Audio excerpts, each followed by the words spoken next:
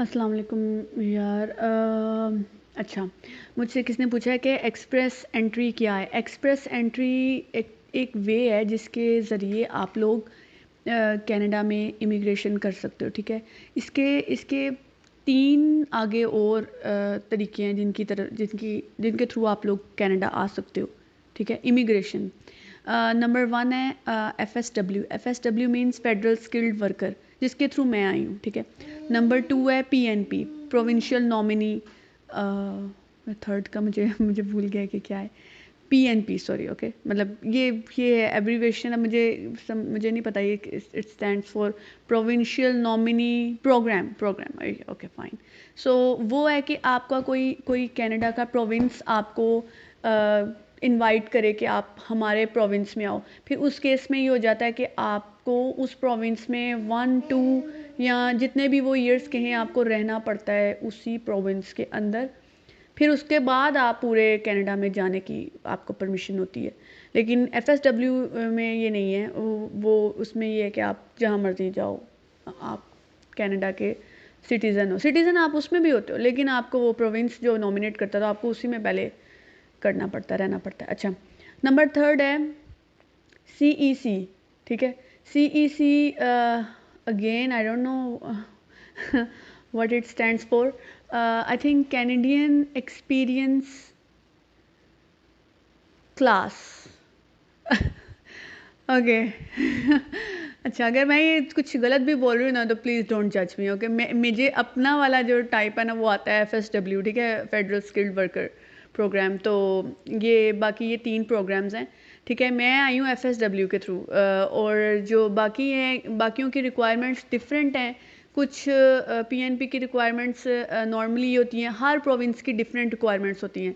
और मतलब कि आप कुछ कोई प्रोविंस चाहता है कि आप अकाउंटेंट हो तो आप आओ, कोई कहता है कि आप फिजिशियन हो, किसी को कोई प्रोफेशन चाहिए, किसी को कोई चाहिए।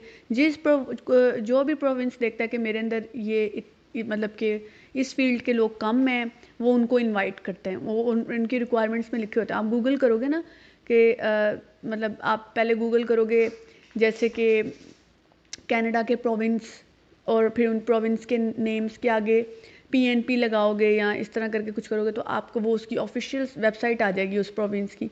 मैं आपको डिटेल में बताऊंगी आहिस्ता आहिस्ता। इसके लिए मुझे बहुत ज़्यादा टाइम चाहिए, पता नहीं कितना, लेकिन बहुत ज़्यादा, क्योंकि ये एक तो कनाडा के प्रोविंस बहुत ज़्यादा है, और दूसरा हर चीज़ की रिक्वायरमेंट अलग है। तीसरा मेरा एक छोटा सा बेबी है जो कि अभी भी मुझे बहुत परेशान कर रहा है और कह रहा है कि मतलब सब कुछ छोड़ के मेरे से बातें करो। सो इसलिए मुझे ना टाइम चाहिए। तो मैं ये 3 चीज़ें हैं। ठीक है, ये उस चीज़ का मुझसे किसने पूछा था कि व्हाट इज़ एक्सप्रेस एंट्री। तो एक्सप्रेस एंट्री मतलब कि एंट्री, एक्सप्रेस नहीं होती वो जो ची ची ची ची एक्सप्रेस ट्रेन वगैरह, वो एक्सप्रेस एंट्री के मतलब आप एंटर करो कनाडा में।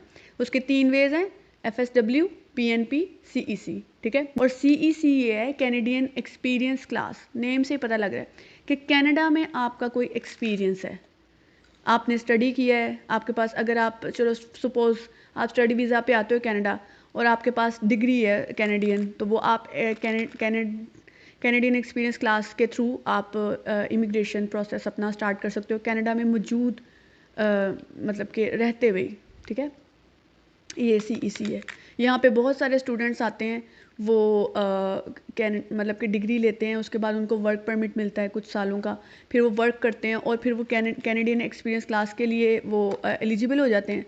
तो फिर वो उसके थ्रू अपनी इमिग्रेशन प्रोसेस भी स्टार्ट कर देते हैं।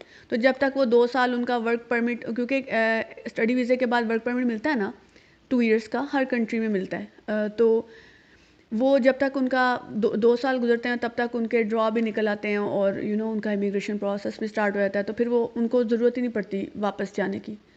तो बड़े ये बहुत डिफरेंट वेज हैं जिसके थ्रू आप कनाडा आ सकते हो। यहाँ पे बहुत सारे इंडियंस और बहुत सारे चाइनीज़ और बहुत सारे और मुल्कों के जो मतलब कि नेशंस हैं बहुत ज़्यादा यहाँ पे आती हैं। पाकिस्तानी भी आते हैं बहुत ज़्यादा, लेकिन वो ज़्यादातर मतलब शादियाँ वगैरह इस प्रोसेस के थ्रू कम इसलिए आते हैं क्योंकि अवेयरनेस नहीं है किसी को भी इन चीज़ों की कि आप लोग ये भी कर सकते हो, ये भी कर सकते हो। सो ओके, तो मैं आपको कभी डिटेल में बताऊंगी, लेकिन अभी के लिए इस वीडियो के लिए इतना ही। ये किसी ने मुझसे क्वेश्चन किया था इंस्टाग्राम पे, तो वो एक छोटी से मैसेज में नहीं पूरा हो सकता था, तो इसलिए मैंने ये पूरी वीडियो बनाई है। Thank you so much.